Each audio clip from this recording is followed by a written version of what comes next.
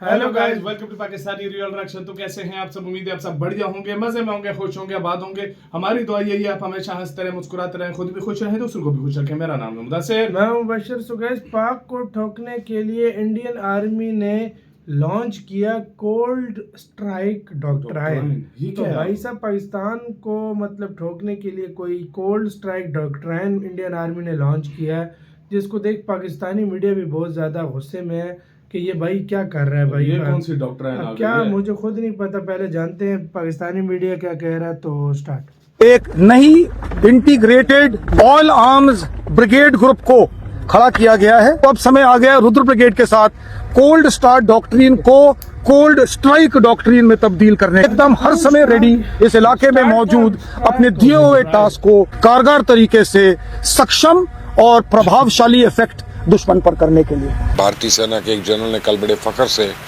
इस बात का ऐलान किया कि भारत ने अब अपना मिलिट्री डॉक्ट्राइन तब्दील कर लिया। भारतीय सेना अब कोल्ड स्टार्ट की बजाय कोल्ड स्ट्राइक के नजरिए पे यकीन रखती है। इंडिया ने बहुत बड़े लेवल पर कुछ ऑपरेशनल तब्दीलियां करके ये मैसेज दे दिया है कि वो इस मर्तबा जंग जो है वो बहुत ही मुख्तलिफ अंदाज में लड़ने जा रहा है। अब वक्त आ गया है कि जो प्राइम मिनिस्टर मोदी ने कहा था कि any act of terrorism would be considered as an act of war, तो मोदी साहब को फौरी तौर पे पाकिस्तान पर हमला कर देना चाहिए। और अगर कोई शक था कि मोदी जो है पाकिस्तान पर हमला नहीं करवाएगा, अब वो शक खत्म हो गया। अब वो करेगा ही करेगा, क्योंकि उसने अब मजीद वार नैरेटिव बनाना है, क्योंकि उसको उसका फायदा पहुंचा है। चूहे बिल्ली की तरह भाग रहे हैं, मतलब लिटरली फटी पड़ी है, लिटरली कुत्ते बिल्ली की तरह भाग रहे हैं। मौत अब आई, यहां से आई, यहां से आई, यहां से आई। और बेटा मुनीर, तेरा तो नंबर आ गया।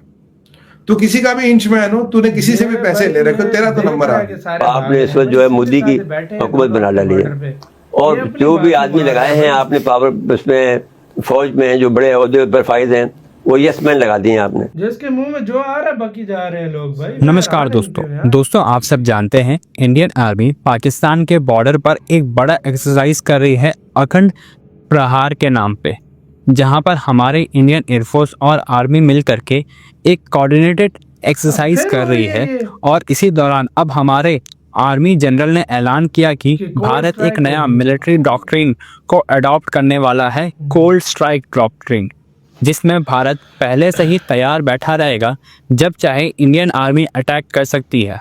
और इस चीज़ को देख करके पाकिस्तान पागलों कुत्तों की तरह इधर उधर भाग रहे हैं, क्योंकि एक तरफ बिहार में मोदी जी का इलेक्शन जीतना और दूसरी तरफ हमारी गवर्नमेंट इनडायरेक्टली इशारा दे रही है कि जो दिल्ली ब्लास्ट हुआ है इसके पीछे पाकिस्तान का हाथ था। और जैसे ही ऑफिशियली ये बात सामने आती है कि इसके पीछे पाकिस्तान का ही हाथ था, तो दूसरे मिनट में ही इंडियन आर्मी और इंडियन एयरफोर्स अटैक करना शुरू कर देगी पाकिस्तान पर। इसी से डर के अब पाकिस्तानी मीडिया चीख रहा है और चिल्ला रहा है। भारत का एक जनरल है, उसने आज एक स्टेटमेंट दी है और उसने कहा है कि भाई हमारी रुद्रा ब्रिगेड जो है, अब इंडिया कोल्ड स्टार्ट का डॉक्ट्रिन जो है उसे कोल्ड स्ट्राइक के डॉक्ट्रिन में बदल रहा है। यानी हमारी जो जंग के अंदर तैयारी है और जो जंग के अंदर फौज का जवाब होगा, इंडिया ने बहुत बड़े लेवल पर कुछ ऑपरेशनल तब्दीलियां करके ये मैसेज दे दिया है कि वो इस मर्तबा जंग जो है वो बहुत ही मुख्तलिफ अंदाज में लड़ने जा रहा है। और जंग जो है उसका जो दायरा कार होगा, जंग का जो तरीक़ाकार होगा, वो भी मुख्तलिफ होगा। और ऑब्वियसली आप यही देख लें कि नेवी का बिल्डअप है, फिर एयरफोर्स का बिल्डअप है, सर क्रीक पर नज़र है, LOC के करीब बंकर्स बनाए जा रहे हैं। और अब नाज़रीन इकराम, सीनियर मिलिट्री कमांडर जो है उसने एक एक्सरसाइज जो हो रही है उस पर खड़े होकर ये बात कही है कि अब हम कोल्ड स्टार्ट का जो डॉक्ट्रिन है उसे बदल के कोल्ड स्ट्राइक जो है उसके डॉक्ट्रिन में कन्वर्ट कर रहे हैं। तो इस चीज़ को भी अगर हम एनालाइज करें, इस चीज़ को भी अगर हम समझें, तो बहुत कुछ हमारे सामने क्लियर हो जाता है। एक तो ये हो गया पार्ट। अब ज़रा आगे बढ़ते हैं। अच्छा, एक तरफ ये डेवलपमेंट्स हैं, तो वहीं दूसरी जानिब कुछ और बड़ी अपडेट्स भी भारत से हमें रिसीव हो रही हैं। और आपको मालूम है नाज़रीन इकराम कि इससे पहले नई दिल्ली जो है भारत का दारुल हुकूमत, उसके एयरपोर्ट्स के ऊपर GPS जैमिंग और GPS जो स्पूफिंग है उसके कुछ इंसिडेंट्स पेश आते हैं। और ये जो GPS जैमिंग और GPS स्पूफिंग के इंसिडेंट्स हैं, इसकी वजह से इनकी दर्जनों के हिसाब से फ्लाइट्स जो है वो डिले होती है। और अब भारत जो है उसने बाज़ाब्ता तौर पर मुंबई के ऊपर भी एक नोटम जारी कर दिया है और एक वार्निंग जारी की है कि एयरक्राफ्ट जो है GPS इंटरफेरेंस और सिग्नल्स का जो लॉस है वो रिपोर्ट किया जा रहा है।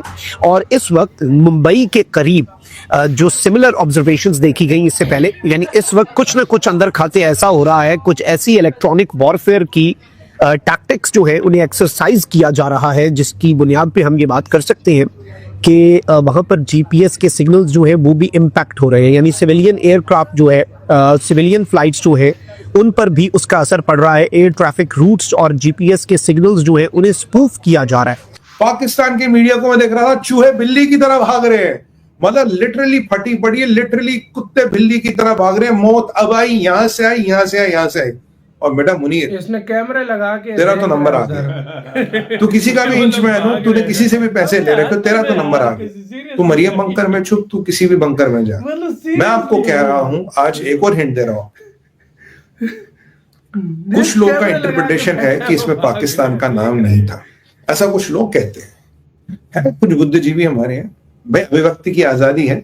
मैं आपको कह रहा हूं, पाकिस्तान का नाम डालने की जरूरत ही नहीं है, हमारी स्टेटेड पॉलिसी है। और मैं बार बार गवर्नमेंट ऑफ इंडिया को एक चीज याद दिलाना चाहता हूं, हमारा अगेंस्ट, हमारा नेशनल सिक्योरिटी डॉक्ट्रिन कहता है अगर हमारे अगेंस्ट केमिकल वेपन्स किसी ने यूज किए, we can even do a nuclear strike against them. तो भाई साहब सीधी सी बात है, इसकी सुनो, ये वाला मैन, ये जो है ये मैन बंदा है, इसकी सुनी जाए।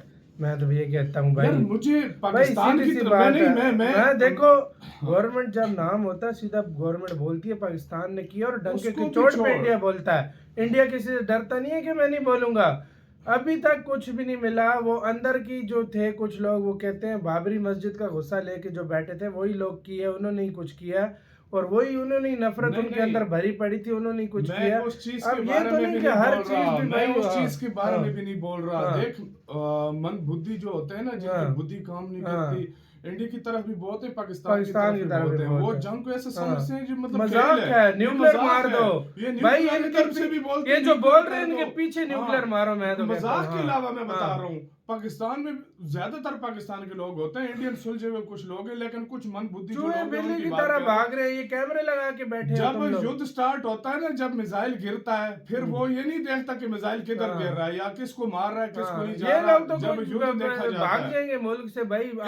ये जो बातें करते हैं ना, इनको कहो ना एक दिन जाके बॉर्डर के ऊपर खड़े हो जाओ, उनकी पैंट गीली हो जाएगी। दोनों तरफ के मैं लोगों की बात कर रहा हूं, उनकी पैंट गीली हो जाएगी कि यार ये डॉक्ट्राइन तो यार इंडियन आर्मी ने बिल्कुल किया, और करना भी चाहिए। वो देखो यार, अब एग्रेशन पॉलिसी, उनको हम कोई भी गलत नहीं बोलेंगे, वो अपने देश के लिए कर रहे हैं। पाकिस्तानी आर्मी अपने देश के लिए लगे हुए हैं सारे। लेकिन बीच में जो कुछ लोग होते हैं इनको बड़ा अजीब होता है। बॉर्डर पे फौजी है ना, दोनों तरफ, पाकिस्तान की तरफ भी इंडिया की तरफ भी, उनको सल्यूट है। वो जिस हिसाब से वो रह रहे हैं ना उधर, ये उनसे पूछो, उनका काम है। वो माओ ने अपने लाल भेजे जो है ना, लाल भेजे हुए हैं बॉर्डर पे। तो इधर भी मरता है या उधर भी मरता है, तकलीफ दोनों तरफ होती है। मैं सच बता रहा हूं। सीधी सी बात है। और ये जो जंग का मजाक बना रहे हैं ना, जब उनके ऊपर कोई चीज पड़ती है उनको पता चलेगा। खुद एक गोली चल जाए ऐसा कि फट के चार हो जाती है कि भाई ये क्या हो गया। लेकिन वही बात है कि भाई पीस को हमें सपोर्ट करना चाहिए। बिल्कुल, जो देखो समझदार होगा वो पीस को सपोर्ट करेगा, ना कि युद्ध को सपोर्ट करेगा।